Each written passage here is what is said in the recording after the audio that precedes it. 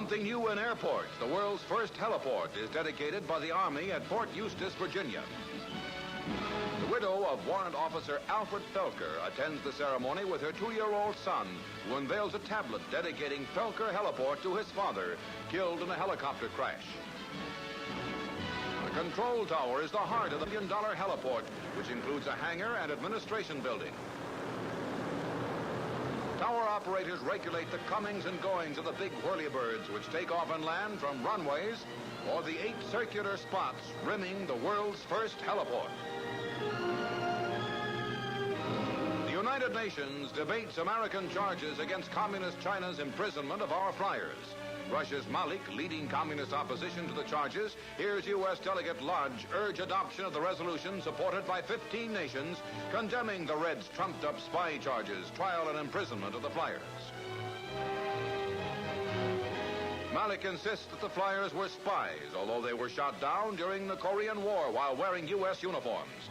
But despite Russian objections, the UN begins immediate consideration of the complaint against Red China. An avalanche roars down the slopes of Mount Fujiyama, Japan's sacred mountain, burying 17 persons under a strangling blanket of snow. Rescue teams set out in sub-zero cold in a hopeless search for survivors of the worst snowslide in the mountain's history. Tattered belongings poking out of the snow lead the men to entomb victims and start the grim task of digging out the dead. For one victim, a moment of mourning, a token floral tribute, and then a last journey down the mountainside. A tremendous 2-year building project in Venezuela comes into life as the nation witnesses a series of openings of super modern structures like this huge slum clearance project. A group of apartment houses for 6,500 persons who pay from $6 to $30 a month. Like all the other public works, it was built with Venezuela's fabulous oil income. A ribbon is cut by Venezuela's president, Perez Jiminez, opening a new road. A hospital, the largest in South America, is another new project. It has 1,100 beds and terraces for patients. Big crowds turn out in Caracas for the opening of a new boulevard, part of the capital city's modernization plan. A viaduct is one of 1,000 projects dedicated this year under a plan that puts the nation's $500 million annual oil income to work for the people of Venezuela.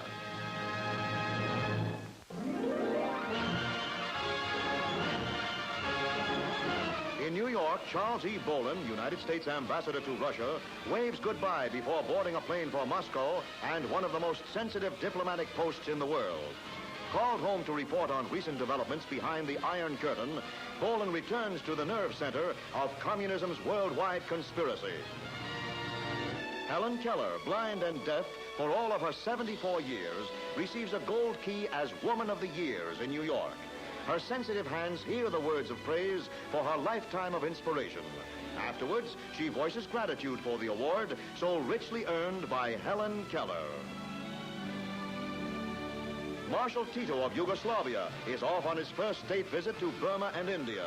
Tito bids farewell to top aides and also has time for the younger generation before embarking. He will discuss in Asia his formula for coexistence with West and East.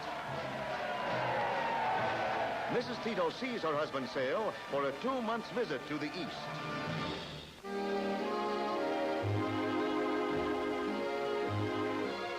Britain's Queen Mother Elizabeth and Princess Margaret meet London's top fashion designers at a private show given for them by the dress experts, who naturally are showing the creations they consider their best.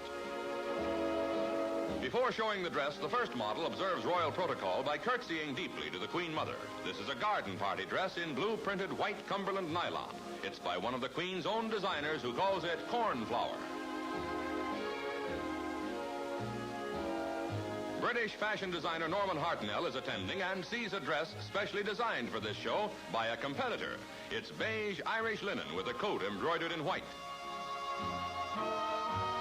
Here's one of Hartnell's own designs, a dress of lime, lemon, and white tulle scattered with primroses. It's called Primrose Path and is decorated with a huge bow. A dress the designer thinks fit for a queen.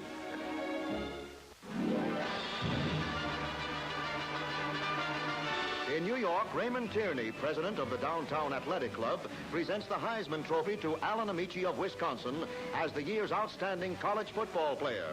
Amici set a college rushing record, gaining almost 2 miles during his 4 seasons at Wisconsin. Football's Player of the Year, Alan Amici. On a hillside highway in Big Bear Lake, California, Norm Batchelor and Ed Hole go skiing all year round, snow or no. By putting roller skate wheels on the bottom of their skis, the pair have introduced a new sport, roller skiing. That's in season in all seasons. Shushing downhill, Batchelor and Hole can hit 25 miles an hour, compared to snow skiers 55 or more.